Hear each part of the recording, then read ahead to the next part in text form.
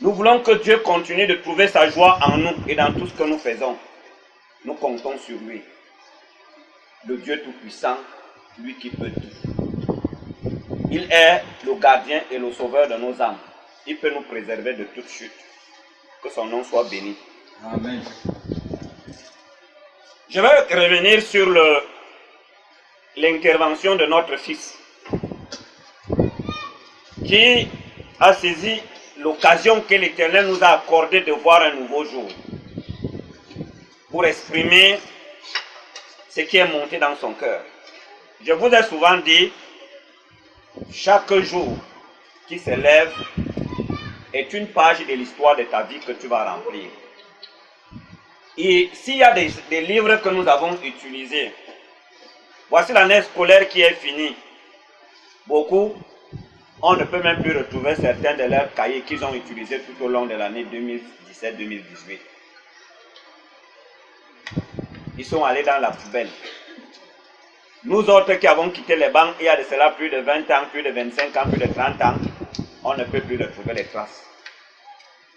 Mais pour ce qui concerne les pages de l'histoire de votre temps dans le corps des hommes, rien n'est déchiré.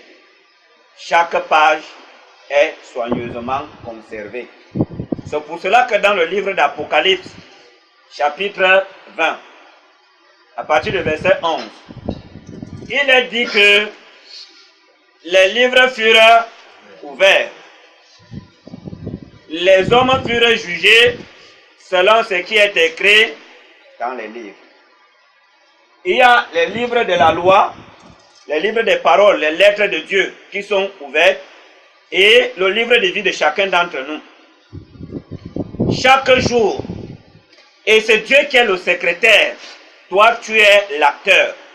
Tu poses les actes, tu prononces les paroles, tu multiplies les pensées. Dieu lui l'écrit seulement. C'est le doigt de Dieu lui-même qui écrit. C'est pour cela qu'il dit qu'il est le témoin fidèle et véritable. Ce n'est pas toi qui écris. Parce que si on te dit d'écrire, tu peux faire la tricherie comme les hommes ont l'habitude de faire. C'est pour cela que Dieu nous apprend à nous conduire et bénéficier des pages qui sont remplies d'honneur et de gloire. C'est-à-dire que ce qui est reporté sur les pages du livre de notre temps dans le corps des hommes est seulement honorable. Qu'il n'y ait pas sur les pages du livre qui nous concerne la honte. On a regardé, non, c'est quelqu'un, il ne se livre pas à l'ivrognerie. Voilà, propre. Il n'insulte pas, il ne calomnie pas, c'est propre. Tu vois le bulletin de certains enfants, très faibles, paresseux. Un effort s'impose en tout. Il y a des gens comme ça, et je vous dis, si on peut influencer certains enseignants avec des pots, Dieu, vous ne savez même pas quand est-ce qu'il est en train d'écrire. C'est pour cela qu'il nous instruit, il nous parle. Parce que la parole de Dieu est la lumière qui éclaire, qui nous permet de voir là où poser le pas. C'est-à-dire de reconnaître ce qui convient de faire et de ne pas faire. Quelqu'un dit que apprends-nous à conduire nos pas avec sagesse. C'est pour cela qu'il dit que le livre-ci ne doit pas s'éloigner de tes yeux. Médite-le jour et nuit pour qu'il te remplisse de la sagesse et de l'intelligence de Dieu. Pour que tu apprennes, vivant dans le corps des hommes, à agir comme Dieu, c'est-à-dire de manière à plaire à son cœur. Ce n'est pas après la mort. Après la mort, ce n'est plus possible. Quand tu meurs là, c'est fini. Notre désir, notre souhait, et que Dieu qui a commencé avec nous, qui a commencé à nous faire esquiver la honte, à nous faire éviter les choses qui l'attristent et qui font qu'il envoie sa colère sur les hommes, qu'il continue avec nous. Même lorsque notre cœur faiblit, que l'Éternel se souvienne du fond de nos âmes. Au plus profond de nous-mêmes, nous voulons absolument réjouir le cœur de l'Éternel par des bonnes œuvres, par la bonne manière. Hein? L'apôtre Paul, quand il dit qu'il a gardé la bonne conscience, il s'est préservé. Après que Dieu lui a appris que voici comment un homme qui est sur la terre doit vivre. Il a appliqué son regard, son attention, il a exactement suivi cela. Et il allait de progrès en progrès, il grandissait en cela, il grandissait. C'est comme quelqu'un qui boit 5 bières. Personne n'a commencé le premier jour à boire 5 bières. On commence toujours par goûter un peu. On goûte. Après là, on prend un verre.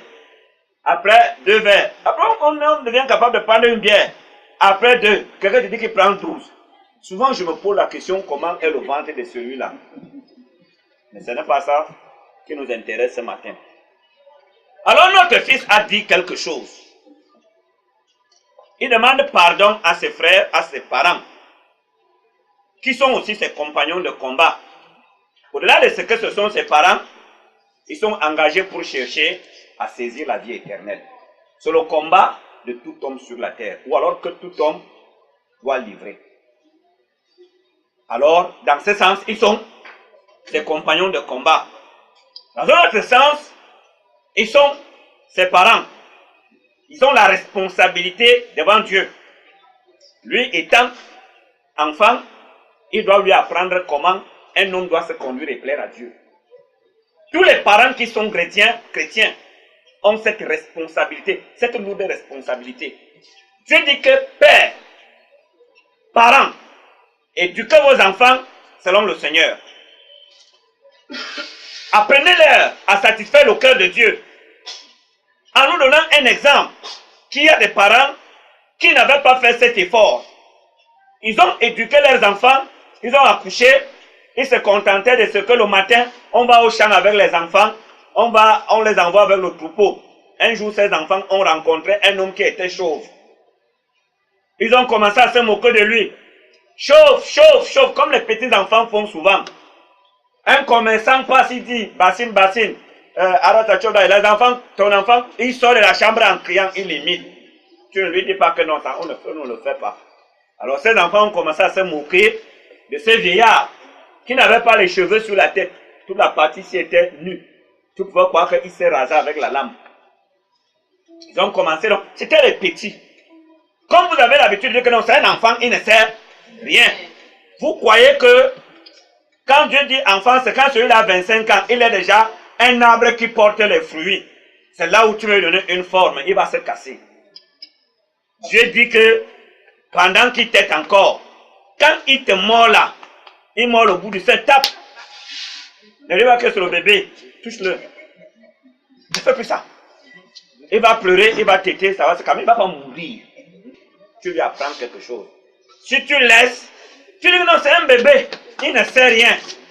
Et il est en train d'imiter la folie. Dès que tu déclares que le menteur s'égare dès la sortie du sein de sa mère. Ça, c'est la Bible, c'est écrit dans la Bible.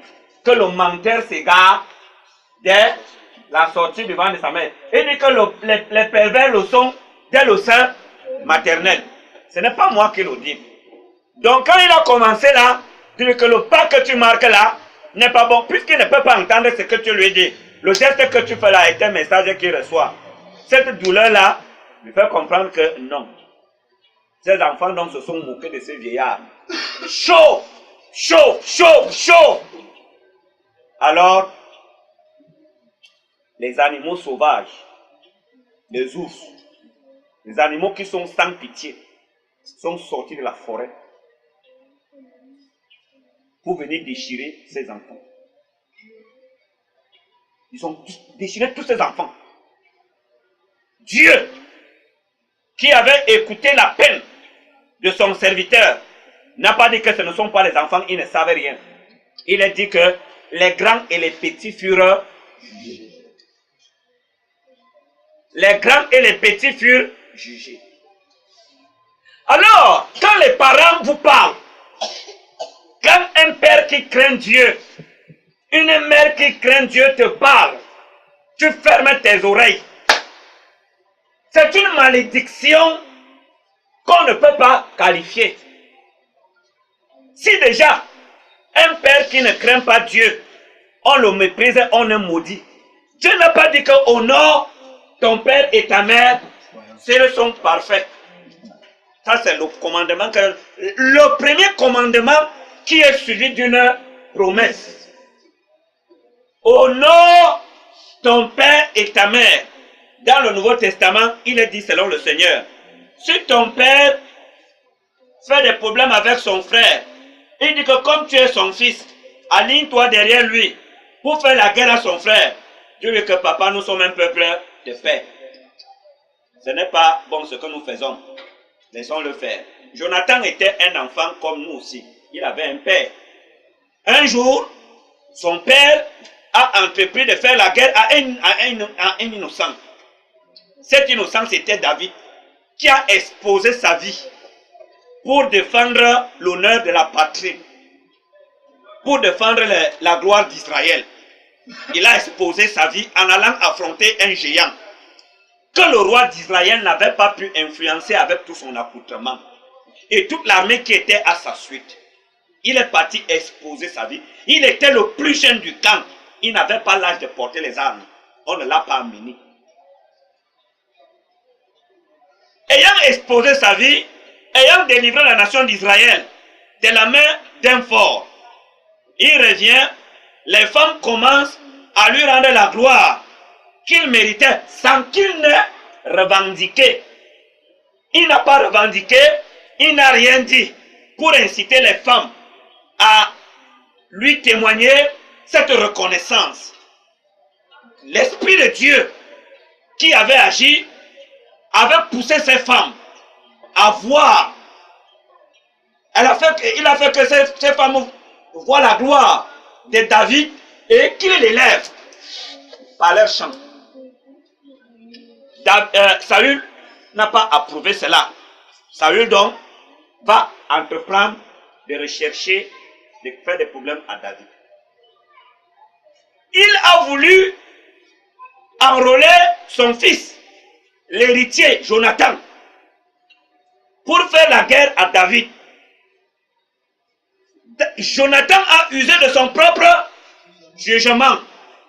Le jugement qui est selon Dieu, pas celui qui s'inspire du désir d'hériter le trône de son père.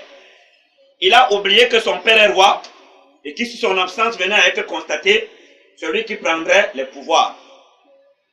Il a prononcé un jugement qui est, il a dit à son père que je ne sais pas pourquoi tu veux tuer David, il ne t'a rien fait, au contraire, il a exposé sa vie pour toi, pour les autres. Parce que son père lui dit que lui, il est un vaurien. Il s'accorde avec le fils d'Ésaïe qui veut prendre leur trône. Jonathan ne s'est pas associé à son père. Si c'est ce genre de désobéissance, c'est bon parce que tu as honoré, tu as obéi à l'Éternel plus que à ton papa. Mais si ton père te parle la mauvaise compagnie, je vais lire Éphésiens chapitre 6.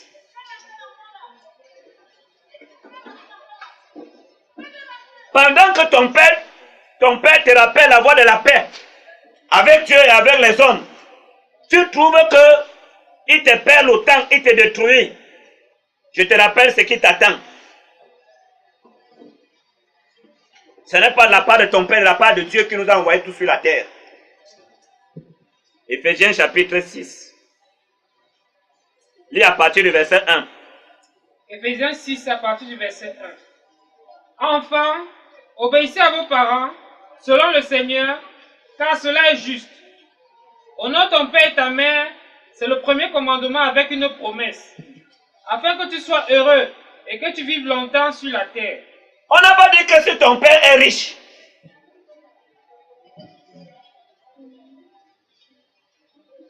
ceux qui se soumettent à leurs parents parce qu'ils ont des moyens et qui veulent chaque fois à bénéficier des cadeaux, vous n'obéissez pas. Dieu connaît, ils sondent les cœurs et les reins. Il sait que si ton père n'a plus les moyens là, tu vas le regarder comme une ordure. Dieu dit honore ton père et ta mère. Je voudrais vous le rappeler. Ne regardons pas à la télé ou Détournons notre attention de l'Occident, où vous avez les regards, où vous copiez. Tournons nos regards vers les temps anciens. À l'époque, ce sont les parents qui bénissaient les enfants. Un parent qui craignait Dieu, sa parole était comme le ainsi parle l'Éternel. Prenez les saintes écritures. Commencez par Abraham, Isaac, Jacob. Vous allez voir. Je prends Rebecca. Quand Rebecca part en mariage, vous parlez aujourd'hui de la bénédiction nuptiale, que c'est le pasteur qui bénit. Moi, je vous ai dit que je ne bénis pas les mariages. Je peux recommander les mariés. En passant, vous voyez que notre sœur n'est pas là ce matin. Elle est là. Le parent lui a dit que l'église là est une secte. Il est impossible que le jour de ton mariage, on n'orne pas ta voiture. Tu ne portes pas, tu ne fais pas la coiffure. Tu ne te maquilles pas. Le jour de ton mariage, tu es comme une vieille maman. Tu ne mets plus tes pieds dans cette secte-là. Elle a dit que elle ne peut pas perdre sa mère. Elle peut faire perdre son salut. Puisque le frère lui a demandé qu'est-ce que tu dis, elle dit que non, je ne peux pas accepter que ma mère meure. Je ne pars plus là-bas.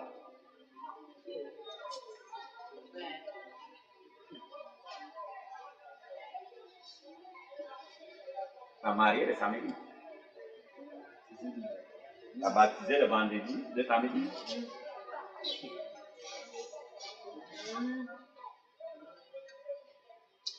C'est ça, obéir au père, à la mère, selon le Seigneur. Si c'est ça qui doit causer la séparation entre mon père et moi, c'est bon. Jésus dit qu'il n'est pas venu apporter la paix, mais la division. Celle-là vient de Dieu. C'est que c'est Dieu qui nous a séparés.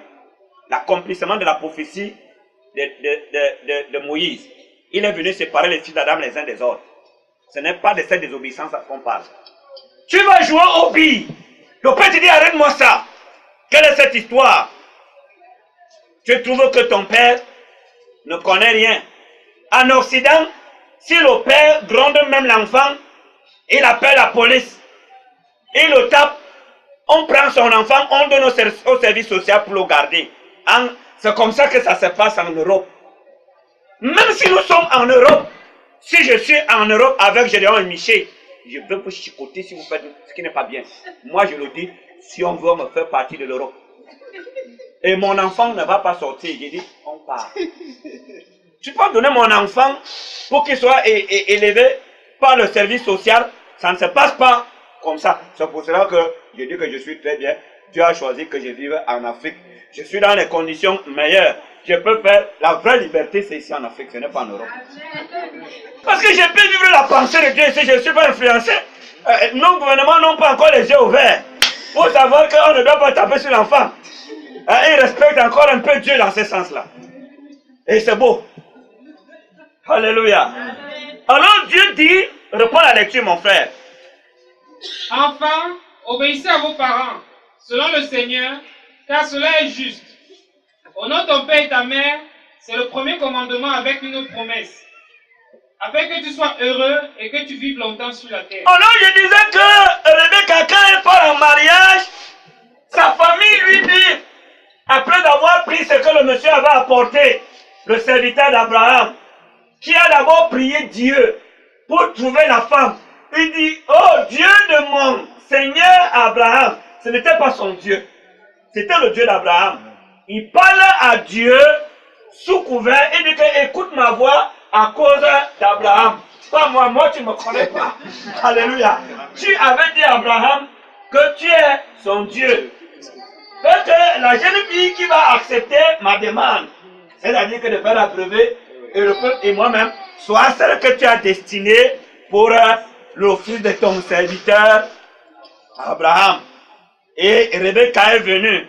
Quand le serviteur d'Abraham lui a parlé, il a accepté, il a reconnu que c'est elle ici. Il a mis l'anneau. Et il dit que de qui es-tu fille? Vous, quand un homme se présente, vous commencez déjà à chercher les enfants. Parfois, c'est l'enfant qui dit au père que la grossesse, non? Qui dit au père que comme tu vois là, ta fille, elle a choisi. De qui es-tu, fille? Elle l'a amené.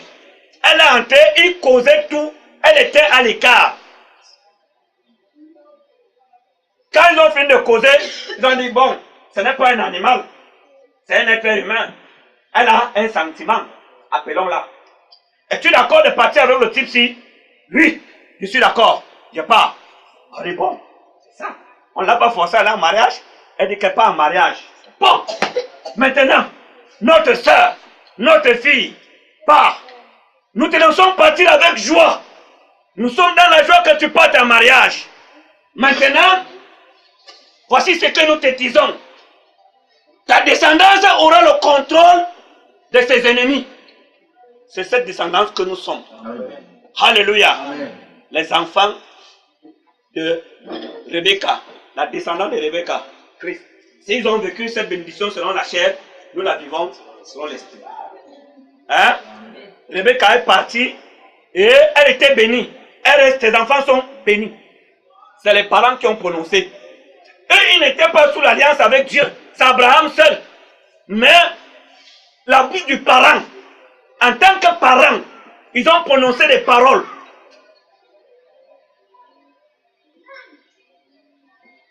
Ce n'est pas les mamans qui font qu'elle lève la robe, elle dit qu'elle te maudit. Elle n'a même pas besoin de le faire. Dès que tu déclares qu'un enfant qui méprise ses parents, un enfant qui maudit son père, sa lampe va se terrer dans les ténèbres. Ce n'est pas à votre avantage.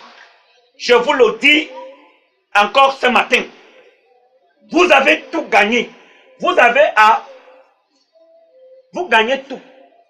À vous soumettre à vos parents lorsqu'ils vous conseillent selon Dieu. Autrement dit, ne dites pas que le pasteur l'a maudit les gens. Moi, je ne maudis pas.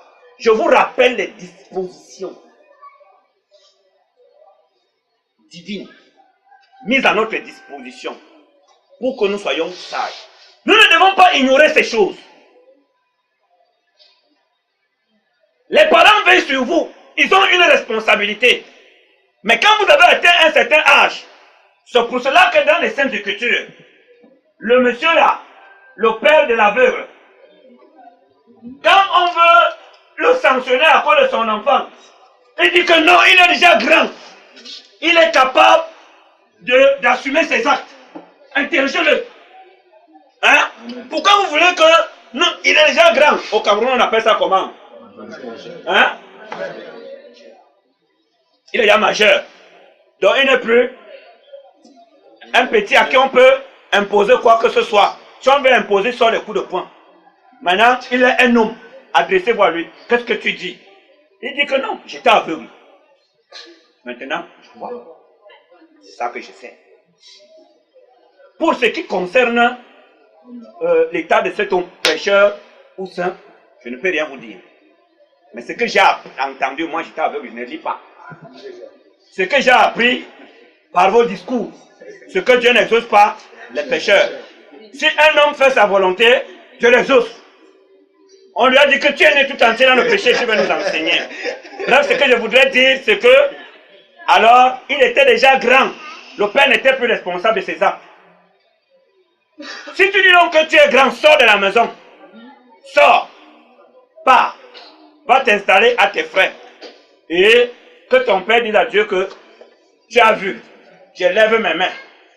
Il a dit qu'il est grand. Désormais, ne me laisse plus supporter une colère de ta part.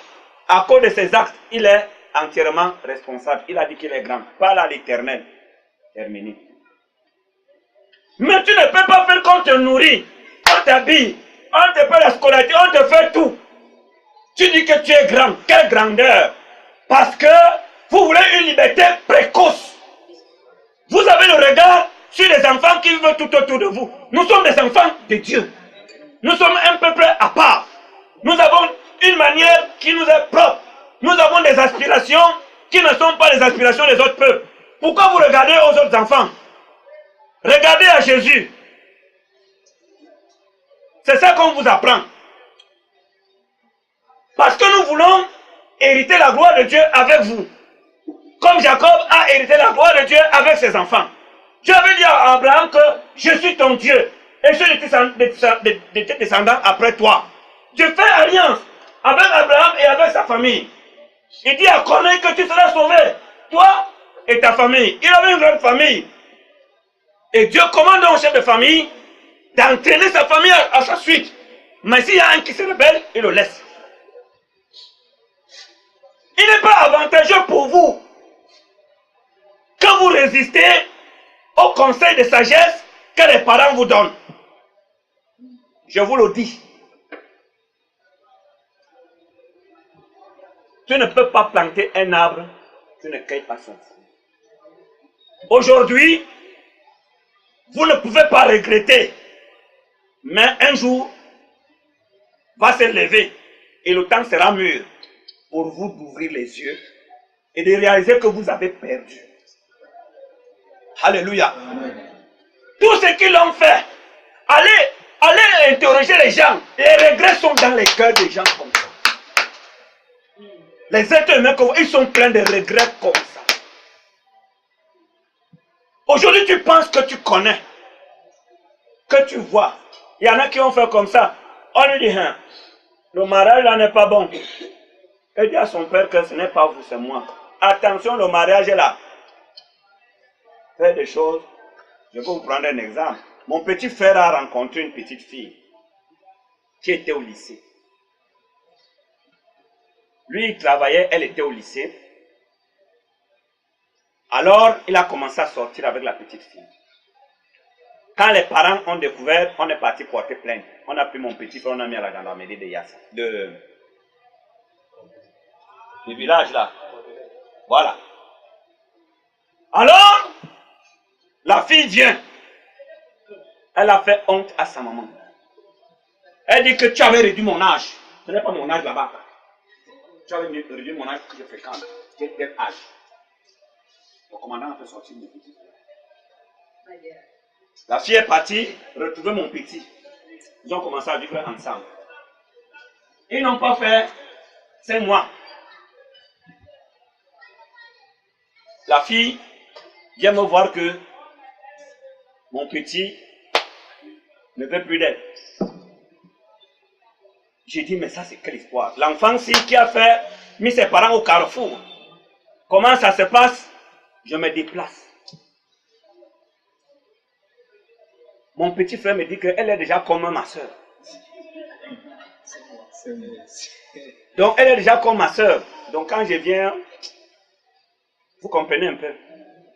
Il a insisté jusqu'à la chasser. Moi j'ai coulé des larmes.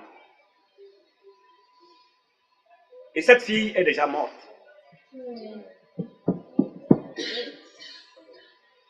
Elle ne dit plus, parce qu'elle est morte. Elle est rentrée chez ses parents. Elle est rentrée chez sa mère. Elle ne l'a pas rejetée. Sa maman l'a accueillie. Je ne sais pas pourquoi elle est morte après. C'est un exemple que je vous donne. Je vais vous donner un deuxième exemple dans la Bible. Peut-être que la matinée va passer à ne parler que de ces choses. Il m'a touché le cœur. Parce que nos enfants, si comme vous voyez, ils sont en train, ils montrent des allures que quand tu restes comme ça, tu peux dire à Dieu que pourquoi j'ai eu les enfants. Il fallait que tu me laisses, je te sers. Ils peuvent arrêter les cœurs des parents. Il s'agit de Rachel, la femme chérie de Jacob. Le jour qu'elle partait de la maison de son père, avec son mari et ses enfants, elle a volé les térébintes de son père. Elle a caché sous sa robe. Jacob, pendant que Laban reste chercher, il poursuit Jacob. Il dit que tu as volé mes dieux. Tu as volé mes dieux. Jacob dit que non. Moi, je m'enfuis. Si tu trouves ça, que celui qui a fait cela, il a prononcé une parole. Voilà, on a fouillé, on n'a pas retrouvé. Mais Rachel avait volé les dieux de son père. Quelque temps après, elle est morte dessus d'un accouchement. Dans la Bible. Il faut lire attentivement pour moi, je lis Je ne parcours pas l'écriture, je lis l'écriture pour connaître Dieu. Parce que je veux bien faire. C'est pour cela que j'ouvre toute mon attention quand je lis l'écriture. Alors, c'est cette Rachel qui meurt en accouchant Benjamin. Quand on remonte donc, quand on va en amont, on constate que il y a eu dans le passé une porte. Elle avait volé, elle a caché et le père est reparti sans savoir. Elle a emporté cela. Le père était dans la colère qu'on a volé, c'est Dieu. C'est parti. On m'a dit qu'un enfant ne vole pas la chose de ses parents, c'est faux. Voler, c'est voler. Et la malédiction qui est attachée au vol. Elle a volé les dieux de son père, elle est morte sur un accouchement difficile. La colère d'un parent n'est pas bien.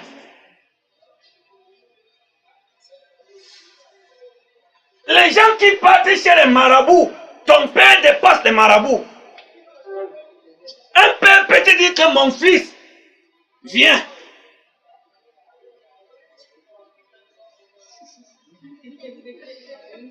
Va. C'est Dieu qui m'a donné les enfants que vous êtes. Celui qui t'a dit là que tu es maudit, va. Vas-y. Fini. Mais on a des parents qui ne connaissent plus certaines choses. Quand on dit aujourd'hui, quand on donne la fille, quand on a fini de manger, certains mamans ils disent qu'ils n'ont pas été rassasiés, ils attachent qu'elle ne doit pas accoucher. Mais on a vu qu'après Rebecca, après que les gens aient mangé, ils ont dit que bénissons. Hein? On a déversé des bénédictions, des bénédictions, des bénédictions, des bénédictions.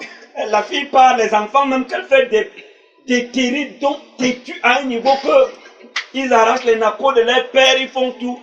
Que c'est le jour de la dot qu'on a détruit le ventre de sa maman.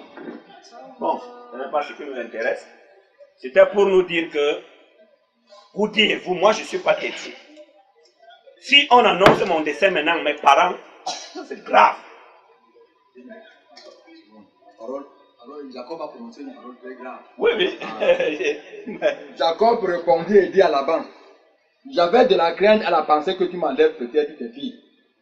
Mais périsse celui auprès duquel tu trouveras tes dieux. En présence de nos frères, examine ce qui t'appartient chez moi et prends-le. Jacob ne savait pas que Rachel les eut dérobés. On n'a pas dit qu'elle a pris. Et que tu dis dérobé. Si elle avait pris simplement, hein? Mais dérobé, c'est-à-dire que elle s'est arrangée à prendre sans que personne ne sache à soutirer. Elle a soutiré. Elle a déjoué les regards, toute attention qui pouvait se diriger vers elle et constater qu'elle était en train de prendre ses dieux. Elle s'est arrangée à jongler. Jacob a dit que périsse celui qui a fait cela. Elle portait un enfant dans le ventre, certainement. Dieu a laissé que celui-là vienne d'abord. Il ne fallait pas que cet innocent périsse. Dieu l'a préservé, elle est partie. Elle a bien accouché. Elle a même discuté le nom de l'enfant avec le père. Les choses qui se font aujourd'hui, ça se faisait hier. Après, elle est partie. C'est un accouchement difficile. Est-ce que vous me comprenez bien? Moi, je n'intimide pas les gens, mais je parle pour convaincre, pour instruire. Vous dites que faites très attention. Nous sommes, nous les parents, capables de fermer les yeux sur vous. Si je vous dis une chose, et je me permets de vous le dire, je ne suis pas allé loin avec mes études. Vous me comprenez, non? Je parle à vous les enfants. Parce qu'il arrive que, peut-être parce que le père ne t'a pas donné 100 francs, il n'a pas acheté le pantalon que tu voulais, tu estimes que ton père est le plus grand criminel. Je voudrais te dire que si tu estimes que ton père est criminel, parce qu'il ne t'a pas acheté un vêtement, Moi qui suis là aujourd'hui, je ne devais jamais dire bonjour à mon père. Je suis né en 69, le 4 mai 1969. En 73, papa nous a abandonnés. Notre maman avec tous les enfants qu'elle a. Hein? Et ma dernière petite sœur était dans le ventre. Mon papa n'a jamais chômé. Je pense qu'il a arrêté le travail à 76 ans. Il a continué de travailler dans les entreprises. Il a commencé avant l'âge de 18 ans. Il a commencé le travail.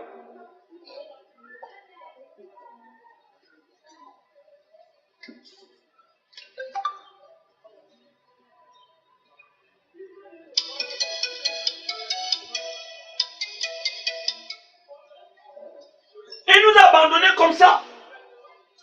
On a souffert. Ma maman ne sait même pas écrire son nom. C'est moi qui ai appris à ma mère à poser son nom. C'était les femmes d'un commando. C'était le Pidgin et le Bassa. Et le Douala qu'elle causait. Et quand on se retrouve donc, elle n'a plus, on a abandonné à nous-mêmes. Et c'est moi qui ai donc servi à rassembler, à rapprocher la famille de mon père. Tous mes frères, quand je me convertis, je comprends que non. Dieu a permis qu'il en soit ainsi, il sait pourquoi il a fait cela. Si j'avais beaucoup étudié, on allait dire que bon, je comprends les écrits sacrés parce que j'ai beaucoup fréquenté. Je n'ai pas étudié, mais je comprends ces choses. Comment cela est-il arrivé? C'est un miracle de Dieu. La gloire lui revient. Est-ce que tu peux parler de mon papa aujourd'hui? Vous savez qu'il prie ici avec nous, non? Pour le moment, on a opéré ses 2 yeux, il a perdu notre deuxième maman et tout. Mais, mon père, jusqu'à un moment, ne jurait que par mon nom. Il ne jurait que par mon nom. Quand j'étais petit, lorsque j'ai perdu mes études, je disais qu'un jour je vais brûler mon père. Donc je vais brûler toute la maison. C'était la folie. C'est le cœur d'homme qui me conseillait comme ça. Quand j'ai rencontré l'évangile, la sagesse de Dieu, alors j'ai compris autre chose. Aujourd'hui, ce n'est plus le cas. Ça, c'est un exemple. Le deuxième exemple que je veux prendre, la femme que vous voyez que j'ai épousée, pour que je l'épouse, on a fait 3 ans et demi de fiançailles. Ce n'était pas un choix. On n'a pas voulu. Mon beau-père avait dit que le jour qu'il me rencontre, il tire sur moi. Que depuis qu'il est à la gendarmerie, il n'a jamais tué. Je suis la première personne qui va tuer. Il a eu un jour à me gifler.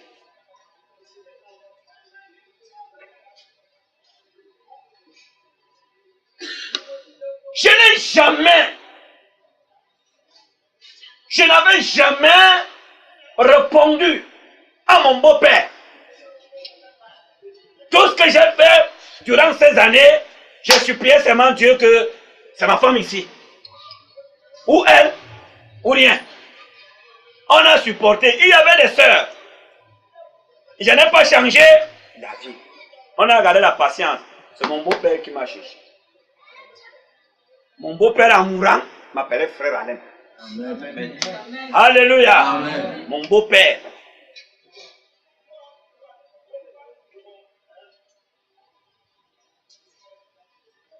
Je suis devenu capable de cela par la force de cette parole, de cette sagesse qu'on entend, qui vient nous transformer. Vous avez cet avantage, que vous êtes né sous l'évangile. Vous êtes ce qu'on appelle les enfants nés saints, la plupart d'entre vous. Je ne parle pas de ceux qu'on a accouchés avant la foi.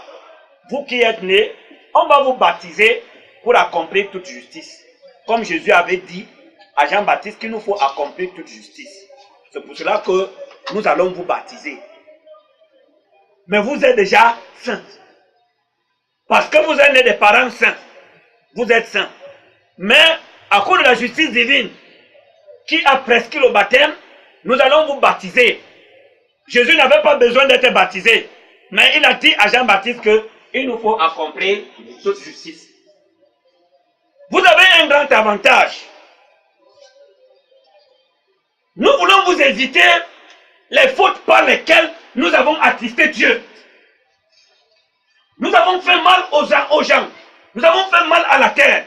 Nous nous sommes fait mal. Nous avons fait mal à Dieu.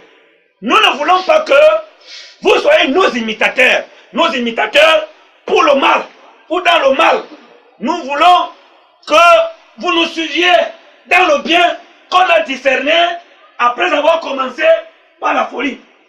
Si on pouvait refaire certaines choses, je ne marcherais plus comme j'avais commencé. Mais Dieu ne nous a pas donné ce pouvoir. Mais vous donc, qui êtes nés dans cette lumière, soyez sages. Tirez profit de cet avantage qui est le vôtre. Je voudrais m'arrêter là. Si je vous ai blessé, ce n'est pas que je voulais vous blesser, c'est que je voulais vous faire du bien. Et que Dieu vous donne de comprendre. Tout ce que vous voyez là dehors, vous avez tout le temps. Aujourd'hui, vous êtes agité par le désir de vous approcher du sexe opposé. Vous allez vous marier demain. Allez donc vite à l'école. Faites vite accélérer. Dormez dans les cahiers pour que le temps passe vite. Vous brillez, vous passez les concours, on vous trouve le travail. Même à 20 ans, si tu parles le concours, on va te donner une sœur. On va te donner une sœur. Tu vas te fatiguer. Après, quand tu auras une sœur, tu vas voir qu'il te faut la voiture. Hein? C'est une vanité, tout ce que vous voulez poursuivre. Soyez calme. Le monde vous appartient. Nous sommes enfants de Dieu. Approchez-vous de vos aînés. Moi, je suis là. Venez causer avec moi. Venez, on partage vos moments difficiles. Je le dis à tous. Si vous avez peur des parents, approchez-vous de moi. Demandez aux filles qui vivent chez moi. Nous sommes comme des sœurs. Oui, sœur Vanessa. Hein? Et voilà.